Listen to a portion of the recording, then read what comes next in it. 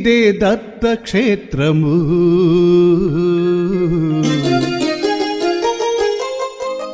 దిగంబరా దిగంబరా శ్రీపాదవల్లభ దిగంబరా दत्त गुरूंचे नाम स्मरा परमेश्वर हा जगी खरा.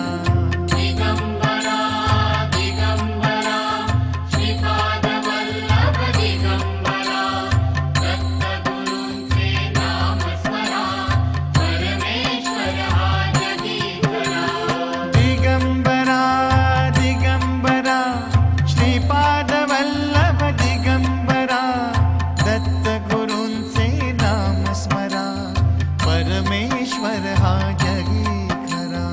दिगंबरा दिगंबरा श्रीपादवल्लभ दिगंबरा दत्त गुरूंचे नाम स्मरा परमेश्वर हा जगी खरा. భక్తి టీవీ ప్రేక్షకులకు నమస్కారం. శ్రీ గురుదత్త జ్యోతిష్యాలయం కార్యక్రమానికి స్వాగతం. మరి ఈనాటి కార్యక్రమంలో భాగంగా మనతో పాటు ఉన్నారు శ్రీ గురుదత్త పీఠం ట్రస్ట్ నిర్వాహకులు, దత్త ఉపాసకులు, జ్యోతిష్యరత్న శ్రీ జనగాం శివశంకర్ శాస్త్రి గారు. గత 25 సంవత్సరాలుగా దత్తాత్రేయ స్వామి సేవలో ఉన్నారు గురువుగారు. వంగపల్లిలో దత్తాత్రేయ స్వామి ఆలయాన్ని కూడా నిర్మించి ప్రతిష్టాపన కార్యక్రమాలను కూడా నిర్వహించారు. ప్రేక్షకులు ఎవరైనా సరే ఎటువంటి సందేహాలున్నా సరే స్క్రీన్ మీద కనిపిస్తున్నటువంటి నెంబర్స్ ని సంప్రదించినట్లయితే ఎటువంటి జాతక సమస్యలున్నా సరే గురువు గారు మీకు చక్కటి పరిష్కార మార్గాలను తెలియజేస్తారు. మరి గురువు గారితో మాట్లాడదాం. నమస్కారం గురువు గారు. నమస్కారం అమ్మ. శ్రీమాత్రే నమః. శ్రీ గురు దత్తాత్రేయ నమః. జగదంగుర కందాయ సచ్చిదానందమూర్తయే దత్తాత్రేయ యోగీంద్ర చంద్రాయ పరమాత్మనే జగదుత్పత్తికర్తయ చ స్థిత సంహారేతవే భవపాచ మోచకాయ దత్తాత్రేయ నమః. శ్రీ గురు దత్త, జయ గురు దత్త. గురుగారు, ఇక మొదటగా మీ గురువు గారి గురించి అలాగే మీ ప్రయాణం ఎలా మొదలైందో తెలియజేస్తారా? మా ప్రయాణము 2002 నుంచి మొదలైందమ్మా. ఇదివరకు నేను ఎడ్యుకేషన్ చేశాను. తర్వాత ఉపాసన తీసుకున్న తర్వాత ప్రతి అమాసకు గానకాపురం వెళ్ళడం, ఎంతోమంది తీసుకెళ్ళాను. మా గురుగారు వాచస్పతి శ్రీనివాస శర్మ గారు చాలా ఉపాసకులు, విద్యా ఉపాసకులు, శ్రీ విద్యా ఉపాసకులు. అయితే మొన్న రీసెంట్గా ఆయన స్వర్గస్థులైనారు. చాలా విశేషమైనటువంటి వాడు. మనకు ఆ విధంగా అమ్మవారి ఉపాసన కూడా తీసుకున్నాను. నాకు షోడశి ఉంది, బాల, ప్రత్యంగిర, వారాహి, తర్వాత షోడశి, కమలాత్మిక అన్నీ కూడా ఉన్నాయి. నెల ఒక్కోసారి అష్టమి రోజు కానీ, నవమి రోజు కానీ, చతుర్దశి రోజు కానీ మా పీఠంలో చెండు హోమాలు చేస్తుంటాం. చెండు హోమం చేయడం కారణం ఏంటంటే చెండు హోమము సర్వత్ర విజయం, కలవి కార్యసిద్ధార్థం అంటారు. కలియుగం లోపల మనకు సకల కార్య సిద్ధించాలంటే అమ్మవారు చాలా విశేషం. అమ్మవారు ఎవరుంటారు అంటే ఇచ్ఛాశక్తి, క్రియాశక్తి, జ్ఞానశక్తి. ఈ ముగ్గురు అమ్మవారు ఉండడం వల్ల మనకి ఏ సమస్య అయినా కూడా సమస్య పరిష్కారం అవుతుంది. అదేవిధంగా అమ్మవారు ఏదనుకున్నా కూడా తొందరిస్తుంది. అమ్మ అంటే ప్రేమ, అమ్మ అంటే దయ, అమ్మ అంటే కరుణ. కాబట్టి ఈ చండీ హోమం చేయడం వల్ల చాలా విశేషమైన ఫలితాలు ఉంటాయి. ఈ చండీ హోమం చేసుకునే వారు కూడా మనకు ముందుగా సంప్రదిస్తే వారికి వివరాలు తీసుకొని ఏ సమస్య ఉంది, ఏ సమస్య పరిష్కారం చేయాలని సూచించి చెప్తాను. ముఖ్యంగా ఈ యొక్క నవరాత్రులు కూడా చండీ హోమం చేస్తుంటారు.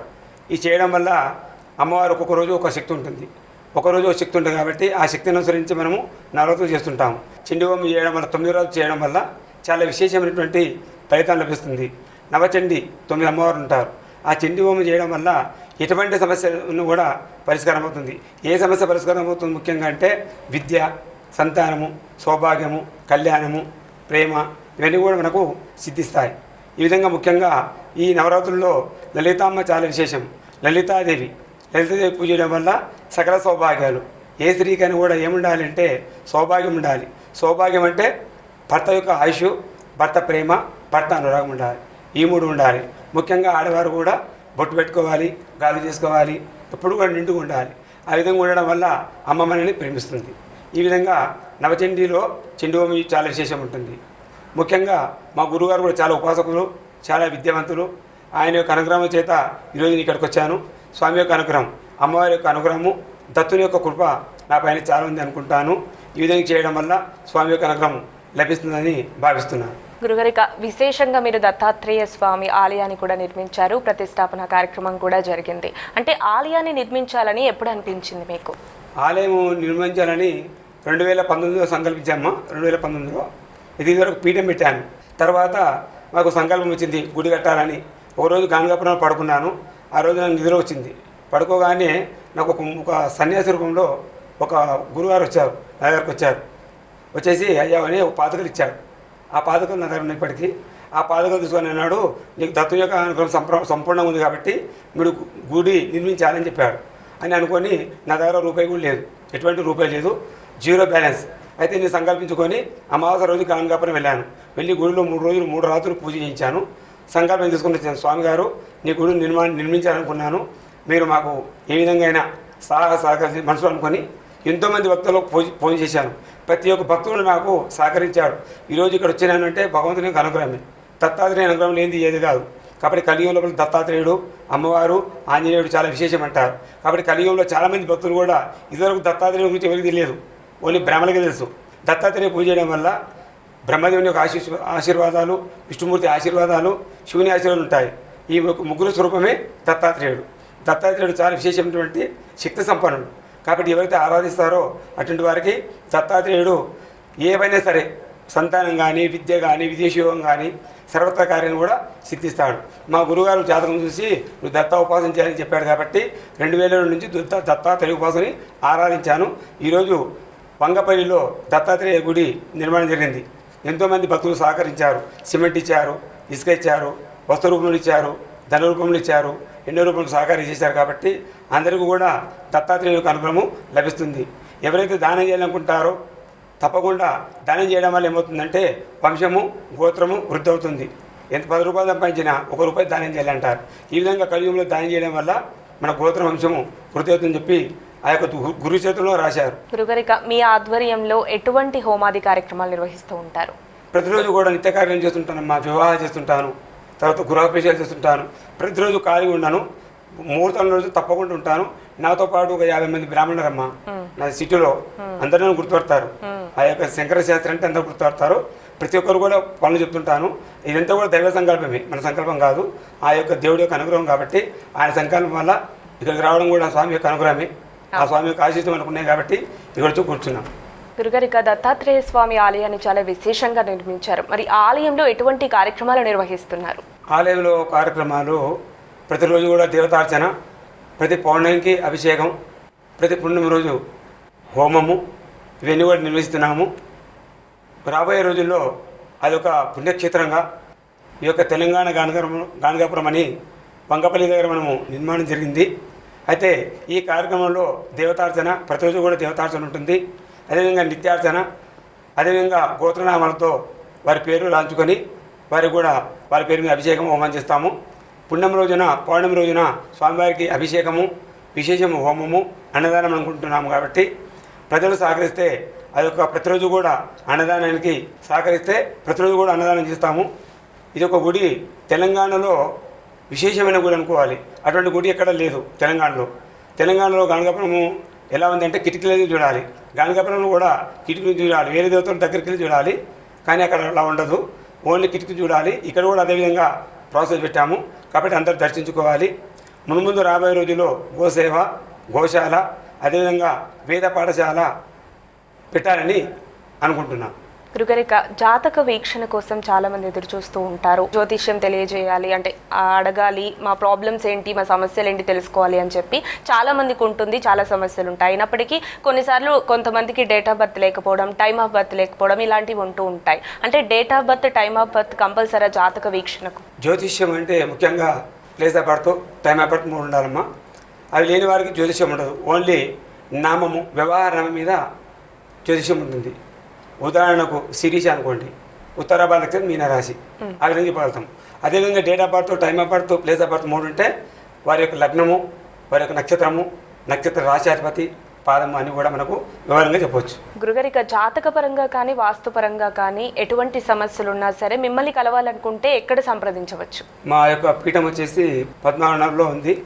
సిఆర్పిఎఫ్ క్వార్టర్స్ అంటారు. ఆ రోడ్ నెంబర్ 3లో ఉంటుంది. మరి ఎవరైనా సంప్రదించాలనుకుంటే ఫోన్ నెంబర్ ఇస్తాము, సంప్రదించాలి. సాయంకాలం 4 గంటల నుంచి 8 వరకు చెప్తుంటాను. ప్రతిరోజు కూడా ఎంతోమంది వస్తుంటారు. వారి యొక్క సమస్య, సంతానం కానీ, ఉద్యోగం కానీ, వ్యాపారం కానీ, వ్యవహారం కానీ, ఏ సమస్యను కూడా పరిష్కారం చేస్తాను.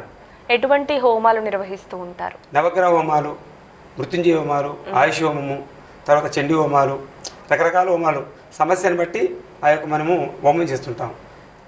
సంతానం అనుకోండి సంతాన పాశుపతం, వివాహం కాలనుకోండి కుజ జపము, విదేశయోగం ఉందనుకోండి ఈ రావుకేతులు, ఏ జాతకాన్ని అనుసరించి వాటి యొక్క పరిష్కారం చేస్తారు.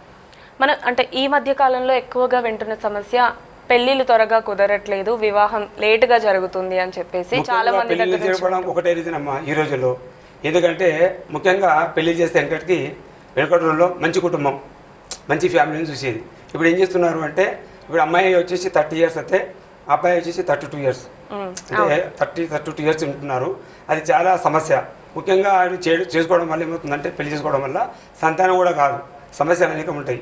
ఎందుకంటే ఏమంటారంటే వెనకటి రోజుల్లో 21 years అబ్బాయి 18 years అమ్మాయి ఉండేది. ఆ విధంగా చేయడం వల్ల సంతానం తొందరగా అయ్యేది. తల్లిదండ్రుల మాటలు ఎవరు వింటారో వారు ఎప్పుడు కూడా జీవితంలో పైకి వస్తారు. తల్లిదండ్రుల మాటలు వినరో వాళ్ళు ఎప్పుడు కూడా పైకి ఎదగరు. అందుగురించి వేదం చెప్తుంది కదా, మాతృదేవోభవ పితృదేవోభవ. తల్లిదండ్రుల యొక్క ఆశీర్వాదం ఉన్నంత వరకు మనిషి ఎదుగుతాడు. తల్లిదండ్రుల ఆశీర్వాదం లేకపోతే వాళ్ళు ఎదగరు ముఖ్యంగా. కాబట్టి తల్లిదండ్రుల ఆశీర్వాదం ఉండాలి. ఈ జ్యోతిష్యం కూడా ఎలా ఉందంటే తల్లిదండ్రులు కూడా ఏం చేస్తున్నారు అంటే ఈ అన్ని జాతకాలు కూడా ఇస్తున్నారు, అది ఇవ్వకూడదు. జ్యోతిష్యం అనేది మర్మశాస్త్రం, సీక్రెట్ ఉండాలి. అందరికి ప్రొఫైల్ పంపిస్తున్నారు, అందుకు చూడడం వల్ల కూడా తెలిసిపోతుంది. వాళ్ళ అమ్మాయిని చూడగానే అమ్మాయికి కుజదోషం ఉంది, అమ్మాయికి దోషం ఉంది, సంతాన దోషం చెప్తున్నారు. ఎప్పుడు కూడా జ్యోతిష్యం ఎవరికి చూపించొద్దు. ఎలా ఉండాలంటే మర్మశాస్త్రం, సీక్రెట్. జ్యోతిష్యం అనేది సీక్రెట్, మనం అందరికి చెప్పకూడదు, కొన్ని రహస్యంగా ఉంటాయి. కాబట్టి ఆ విధంగా చేయడం వల్ల తొందర పెళ్లి కావాలంటే సీక్రెట్ ఉండాలి. అదేవిధంగా దత్తాత్రేయ యొక్క గురుచేత పాలన చేయాలి.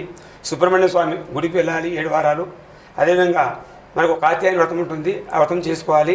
చాలా ఉన్నాయి పెళ్లి కోసం. ఆడవారికి కూడా మగవారికి పెళ్లి కాకపోతే కూడా ఒక మంత్రం ఉంటుంది. పత్ని మనోరమాం దేహి మనోవృత్తానుసారిణి తారిణిం దుర్గ సంసార సాగరస్య కురోద్భవం అని మగపిల్లవాళ్ళు ఈ మంత్రం 21 చేయడం వల్ల వారికి 21 రోజులు 21 రోజులు 21 చేయడం వల్ల కూడా శీఘ్రంగా వివాహం అవుతుంది.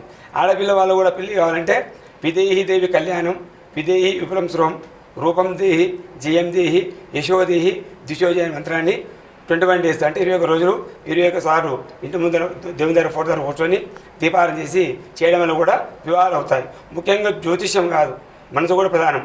మనస్ఫూర్తిగా పూజ చేస్తే దేవుడు ఏ విషయాన్ని సరే పెళ్లి కానీ సంతానం కానీ అన్నీ కూడా కలిగిస్తాడు. దైవారాధన అనేది ఎలా చేయాలంటారు గురు? దైవారాధన ఎలా చేస్తుందంటే ఉదయం 5 గంటలు లేవాలమ్మా, లేచి స్నానం చేసుకొని ప్రతిరోజు కూడా దీపారాధన చేయాలి ఒక 10 నిమిషాలు. దైవశక్తి ఎలా ఉందంటే దేవో దేవాలయంతో జీవో దివసనాథన్ అంటాడు. ఎవరైతే దేవుని ఆరాధిస్తారో అటువంటి వారికి దేవుడు ఎక్కడ ఉంటాడు అంటే హృదయం ఉంటాడు, దేహంలో ఉంటాడు. కాబట్టి దేవతార్చన చేసే వాళ్ళు కూడా ఏది చెప్పకూడదు, ఒక విషయం అనుష్ఠానం చేసి చెప్పకూడదు, జపం చేసి చెప్పవద్దు, ఏది కూడా మనసులో పెట్టుకోవాలి. యాత్ర చేసి కూడా చెప్పకూడదు. భగవంతుని ఆరాధన ఎలా అవుతుందంటే తినగతనేమో తీయనుండు. ప్రతిరోజు కూడా దేవతార్చన చేస్తే దైవశక్తి పెరుగుతుంది. ఎలా పెరుగుతుందంటే రోజు చేయాలి, ఒకరోజు చేసి ఆపకూడదు. ప్రతిరోజు కూడా దేవతార్చన చేయాలి, ప్రతిరోజు దేవునికి టైం కేటాయించాలి. జపము, తర్పణము, అభిషేకము ఏది వీలైతే అది. శివుడిని అనుకోండి శివునికి అభిషేకం చేయాలి, అమ్మవారిని అనుకోండి శ్రీచక్రానికి అర్చన చేయాలి. శ్రీమాత్రే నమః. శివుడు ఉన్నాడు, ఓం నమః శివాయ. ఒక గ్లాస్ నీళ్ళు, ఒక గ్లాస్ పాలు, స్వామికి పత్రం పుష్పం ఫలంతో ఏమంటాడు. అమ్మవారు కూడా అంతే, పత్రం పుష్పం ఫలం పెట్టి అమ్మవారిని అర్చించడం వల్ల దైవశక్తి పెరుగుతుంది. దైవశక్తి రావాలంటే కూడా మనకు మనిషికి నియమం కూడా కావాలి. ప్రతిరోజు 5 లేవాలి. సూర్యోదయం పూర్వం అంటే 6 నుంచి 8 వరకు మనకు అమృత గడిలు ఉంటాయి. ఆ టైంలో మనం రోజు పూజించాలి. ప్రతిరోజు కూడా 6 నుంచి 8 లోపల. సాయంకాలం 5 నుంచి 8 వరకు పూజించాలి. ప్రతిరోజు కూడా విష్ణు సహస్రనామం, లలితా సహస్రం చేయడం వల్ల కూడా చాలా సౌభాగ్యాలు, కష్టాలు తొలగిపోతాయి, విశేషమైనటువంటి ఫలితం లభిస్తుంది. అలాగే గురుగారు చాలా మంది ఉద్యోగ అవకాశాలు రావట్లేదు లేదా గవర్నమెంట్ జాబ్ రావట్లేదు ఇలాంటివి చెప్తూ ఉంటారు, ఇలాంటి సమస్యలు ఉంటూ ఉంటాయి కదా, అంటే జాతకంలో ఉంటేనే ప్రభుత్వ ఉద్యోగం అనేది వస్తూ ఉంటుందా? తప్పకుండా అమ్మా. జ్యోతిష్యం మనకి ఏంటంటే జాతకంలో గవర్నమెంట్ ఉద్యోగం ఉంటే తప్పకుండా వస్తుంది. గవర్నమెంట్ ఉద్యోగం రావాలంటే గురువు బాగుండాలి, రవి బాగుండాలి. ఈ 2 గ్రహాలు ఉచ్చస్థానం అంటే తప్పకుండా వస్తుంది. కొంతమందికి సెంట్రల్ గవర్నమెంట్ కూడా వస్తుంది, దాంట్లో కుజుడు బాగుండాలి, శని కూడా బాగుండాలి, ఆ విధంగా వస్తుంది. ఇది ఉద్యోగం రావాలంటే కూడా మనకు అమ్మవారు ఉన్నారు. జాతకంలో చక్రం బాగాలేదనుకోండి, అమ్మవారు ఉన్నారు. ఎవరమే? భువనేశ్వరి మాత. ఆమె మంత్రం ఉంది, ఓం హర త్రిపుర హర భవాని బాలారాజ ప్రజామోహిని మమ సర్వశత్రు విధ్వంసిని మమ చింతిత ఉద్యోగ ఫలం దేహి దేహి అని ఈ మంత్రాన్ని మనం 21 times 21 రోజు చదువుకుంటే తప్పకుండా ఉద్యోగం వస్తుంది. చాలామందికి ఇచ్చాను, చాలామందికి ఉద్యోగాలు వచ్చాయి. జ్యోతిష్యం కూడా ఇంపార్టెంట్, అదేవిధంగా అమ్మవారి యొక్క శక్తి కూడా ఇంపార్టెంటే. మనకు దైవబలం ఉంటేనే శక్తి బలం ఉంటేనే దైవం. శక్తి అంటే మనం కష్టపడాలి. కష్టపడింది ఏ అమ్మవారు ఇవ్వరు. ఏ దేవుడిని అభిషేకం చేసినా కూడా ఇంతే అంటారు. కాబట్టి ఏ అమ్మవారు పూజ చేసినా ఏ ఎవరి పూజ చేసినా కూడా కష్టంతో పాటు ఫలం ఉండాలి. కష్టే ఫలి అంటారు. కష్టం వెనుక సుఖం ఉంటుంది. సుఖపడే వారికి కష్టాలు ఉంటాయి. గురుగారు ఇక దత్తాత్రేయ స్వామి ఆలయంలోనే గోశాలను కూడా నిర్మిస్తాను అని చెప్పారు కదా. అవునమ్మా. ఈ గోశాల పెట్టడం వల్ల ఏమవుతుందంటే ఎటువంటి దోషాలను కూడా నివారణ అవుతాయి. గవాం అంగేషి తిష్టంతి భువనాన్ని చతుర్దశ అంటారు. అంటే గోవులో మొత్తం 33 కోట్ల దేవతలు ఉంటారు గోవులు. కాబట్టి ఎవరైతే గో పూజ చేస్తారో అటువంటి వారికి గో సంరక్షణ, గోసేవ, గోదానము ఇవన్నీ గో పూజ చేస్తుంటాం. ఇది చేయడం వల్ల మనకు చాలా విశేషమైన ఫలితాలు కల్పిస్తాయి. ముఖ్యంగా మనం నూతన గృహప్రవేశం చేస్తుంటాం. అప్పుడు మనకు ఇంటికి గోవులిసి గో పూజ చేస్తుంటాం. ఇవన్నీ చేయడం వల్ల ఏమవుతుందంటే కర్మలో ఉన్నటువంటి ఏమన్నా లోపాలున్నా కూడా కర్మలోపం కూడా మనకు తొలగిస్తుంది. ఎన్నో మనం ఉంటాయి. మన మనిషి అనే జీవితము ఎలా ఆధారపడిందంటే జీవిత చక్రం పైన ఆధారపడింది. ఎన్ని పూజలు చేసినా కొంతమందికి మృత్యు తప్పది. ఎన్ని పూజ చేసినా కొంతమందికి మనకి యాక్సిడెంట్ తప్పాయి. ఇవన్నీ కూడా ఏంటంటే కర్మఫలం. ఎంత ఉన్నా కూడా కర్మనే. తర్వాత జ్యోతిషమే. తర్వాత ఇవన్నీ దానికి సపరేట్ ఉంటాయి. కాబట్టి ఈ ముఖ్యంగా గోశాల చేయడం వల్ల ఏంటంటే గోశాల చేసినటువంటి యొక్క పూజ పూర్వజన్మల పాపాలన్నీ కూడా తొలిపోతాయి. పూర్వజన్మ చేసిన పాపాలు కూడా తొలుగుతాయి. ప్రస్తుతం కూడా ఇప్పుడు ఉన్నాం ఈ జన్మలో. ఈ జన్మలో ఏమన్నా కూడా తొలిగిపోతాయి. తొలిగిపోయి ఏమవుతుందంటే వంశం గోత్రము వృద్ధి అవుతుంది. అందువృత్తి వేదంలో గవామంగేష్ తిష్టంతి భువనాన్ని చతుర్దశ యస్మాత్ తస్మాత్ శివమేష అత శాంతి ప్రేచమే. పూజ చేయడం వల్ల సకల శాంతులు కూడా కలిగిస్తాయని చెప్పి వేదం చెప్తుంది. అందరూ కూడా గోవుని ఏ విధంగా ఆరాధించాలి? ఎవరైనా కూడా గోవును ఆరాధించాలంటే అమ్మ గోవు పూజ చేయాలంటేనే ముఖ్యంగా ఖర్చుతో కూడింది. గోవు సేవ చేయాలంటే ఇది కాదు. కాబట్టి గోసేవ చేయాలంటే ముఖ్యంగా ఇంటి ముందు ఆవు కట్టించుకోవాలి. ఇప్పుడు ముఖ్యంగా తమిళనాడు, కేరళ ప్రతి ఇంటి ముందు ఒక ఆవు ఉంటుంది. ఇక్కడ మనకు ఉంటుంది కానీ మన దగ్గర అంతా విశేషంగా చేయరు. తమిళనాడు, కర్ణాటకలో గో పూజ అంటే పొద్దున లేవగానే గోవుకు స్నానం చేయించాలి. గోవు కాళ్ళకు పసుపు పెట్టాలి, బొట్టు పెట్టాలి. స్వామికి ఆవుకు అరటిపండు, నానబెట్టిన ధాన్యాలు పెట్టాలి, గడ్డి పెట్టాలి. ఇవన్నీ చేసుకోవాలి. గోవు అంటే కష్టంతో కూడింది. కానీ ఎవరైతే చేస్తారో వారికి విశేషమైనటువంటి ఫలితం లభిస్తుంది. దత్తాత్రేయ స్వామి ఆరాధన ఎలా చేయాలంటారు గురువు గారు? ముఖ్యంగా సిటీలో గోసేవ చేయాలంటే చాలా కష్టమమ్మా. ఎందుకంటే అన్ని అపార్ట్మెంట్లు ఉంటాయి. కాబట్టి మేము ఆల్రెడీ గోసేవకు సంబంధించినటువంటి ఏర్పాటు చేశాము. కాబట్టి ఎవరైనా గోవులు ఇవ్వాలనుకుంటే గోసేవ చేయండి. తప్పకుండా మేము వాటిని సేవ చేసుకుంటాము. చాలామంది ముందుకు వచ్చారు. ఇప్పటికీ ముగ్గురు ఫోన్ చేశారు, గురుగారు గోవిస్తానని. తప్పకుండా ఇవ్వండి, తప్పకుండా సేవ చేస్తాము. ఆ గోసేవతో పాటు స్వామివారికి విశేషమైనటువంటి అభిషేకం చేస్తాము. అదేవిధంగా వచ్చినటువంటి డబ్బులతోని ఆ యొక్క గోశాలలో వచ్చిన డబ్బులతో కూడా వేద పాఠశాల పెట్టామనుకుంటున్నాము. వేద పాఠశాల. కాబట్టి ఎవరైతే దాతలు ముందుకు వస్తారో తప్పకుండా వేద పాఠశాల, గోశాల పెడతాము. తప్పకుండా మీరు మాకు సహకారం చేస్తే తప్పకుండా మేము కూడా గోవులను మెయింటైన్ చేస్తాం. అంటే మీరు ఇందాక చెప్పినట్టు గురువుగారు, తమిళనాడులో అటువైపు ప్రతి ఇంటి ముందు గోవు ఉంటుంది, రోజు ఆరాధన చేస్తారు తెల్లవారుజాముని అని చెప్పారు కదా. అంటే మీరు అన్నట్టే మనకి సిటీలో అపార్ట్మెంట్ కల్చర్ ఎక్కువైపోయింది కాబట్టి గోవుని ఇంటి ముందు పెట్టి ఆరాధన చేయడం అనేది పాసిబిలిటీ లేకపోయి ఉండొచ్చు. అలా గోవు ఆరాధన చేసుకోవాలి అనుకున్నప్పుడు ఎక్కడికి వెళ్ళి ఆరాధన చేసుకోవాలి? ఎలాంటి ఆరాధన చేసుకోవచ్చు? ముఖ్యంగా సిటీలో మనకు గోసేవలు చాలా ఉన్నాయమ్మా. లోయర్ ట్యాంక్ బండ్ ఉంది, రామ్నగర్ ఉంది, రాంపల్లి ఉంది. ఇప్పుడు మేము కూడా ఫ్యూచర్లో అదే ఆలోచిస్తున్నాము. గోసేవ ప్రస్తుతం ఉంది. ఇంకా డెవలప్మెంట్ చేయాలంటే గోవులు కావాలి. ప్రజెంట్గా 8 ఆవులు ఉన్నాయి.